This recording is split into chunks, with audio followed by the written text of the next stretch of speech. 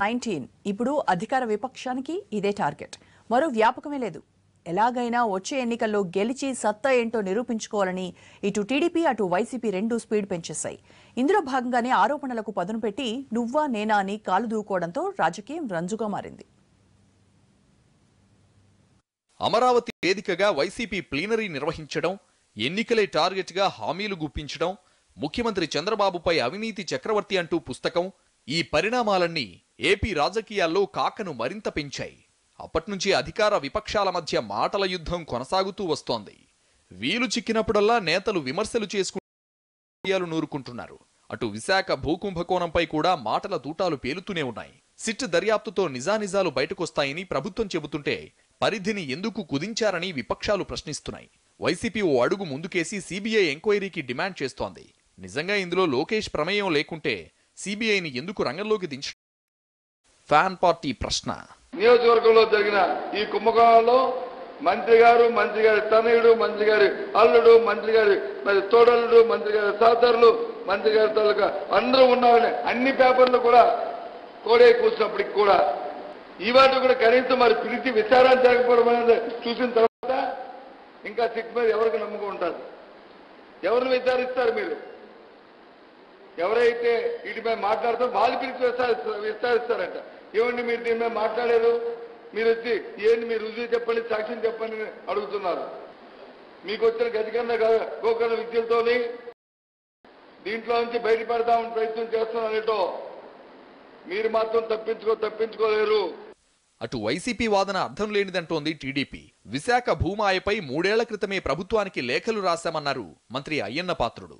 సుమారు 1600 ఎకరాల భూములకు సంబంధించిన రికార్డులను సిట్ చీఫ్ కు తప్పు చేసినది ఎవరనేది దర్యాప్తులో ఖచ్చితంగా తేలుతుందన్నారు అయ్యన్న.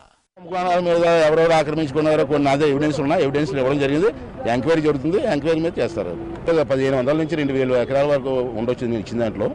అది రుజువు అవుతుందని నమ్మకం ఉంది. అది మంచి ఆఫీసర్ చేయిస్తాడు.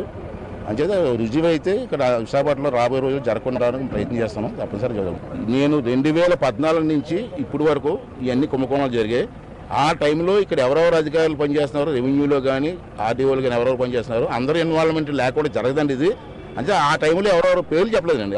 ఆ టైంలో ఎవరెవరు పనిచేస్తున్నారో వాళ్ళందరినీ కూడా మీరు ఎంక్వైరీ చేయండి చెప్పాను.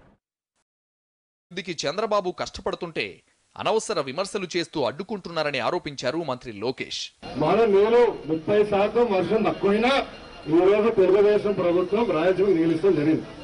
ఈసారి ఎండాకాలంలో మనకి నీళ్ళు వచ్చిందా, తాగునీరుకు వచ్చినా రాలేదా? కావాలని డ్యాష్ మీద ప్రజల్ని కలిసినప్పుడు రాజకీయాలు చేస్తే ఎంతవరకు న్యాయం అనేది మీరందరూ ఒకసారి ఆలోచించారు. ఇక్కడ కొంతమంది అంటున్నారు సోలార్ పార్క్ మాకు వద్దంటారు. ఎట్లా? కనీసం 500 ఉద్యోగాలు వస్తే తప్ప 16,000 కోట్ల లోటు బడ్జెట్ ఉన్న ఒక పద్ధతి ప్రకారం మనం అభివృద్ధి చేసుకుంటున్నాం. కానీ ఈ వేదికమైన వచ్చి రాజకీయాలు చేస్తాం ఎంతవరకు కరెక్ట్ అనేది ఒక్కసారి ప్రజలందరూ గమనించారు. జగన్ది కేవలం అధికార దాహమని, దానికోసం లేనిపోని ఆరోపణలు చేస్తూ మరింత దిగజారుతున్నారని విమర్శించారు మంత్రి చినరాజప్ప. గవర్నమెంట్ తప్పు ఎప్పుడు చేయదు, మన నాయకుడు ఎప్పుడు తప్పు చేయడు, తప్పు చేసిన వదలకూడదు అనే ఉద్దేశంతో తప్పులు ఆలు చేసి కాంగ్రెస్ గవర్నమెంట్లో తప్పు చేసి ఈ భూములన్నీ అప్పుడు రాయించుకుని ఇవాళ మన మీద బురద చల్లే ప్రయత్నం చేశారు. దానికే సిట్ వేసాం. సిట్ రిపోర్ట్ వస్తుంది. ఎవరైనా సరే ఎవడు ఎంత వాడైనా సరే అందులో బుక్ అయితే తీసుకొచ్చి కేసు పెట్టడానికి సిద్ధంగా ఉన్నాం. మీరు అది క్లారిటీగా ఉండాలి. మీకు అనుమానాలు అక్కర్లేదు. ఆడు తప్పు చేయడు, మనోడు తప్పు చేయడు, తప్పు చేసి ఎవడైనా వెళ్ళిపోతాడు లోనికి. 16 నెలల జైల్లో ఉన్నాడు, వచ్చి దాని గురించి మాట్లాడ్డాడు. కానీ చంద్రబాబు నాయుడు గారిని విమర్శిస్తూ ఉంటాడు. ఈ పక్క వాళ్ళు ఉన్నారు నవరత్నాలు, వాళ్ళు కూడా చంద్రబాబు నాయుడు గారు విమర్శించారు. వాళ్ళందరి చరిత్రలో మనందరికీ తెలుసు. మన పదే మనం చెప్పుకోక్కర్లేదు.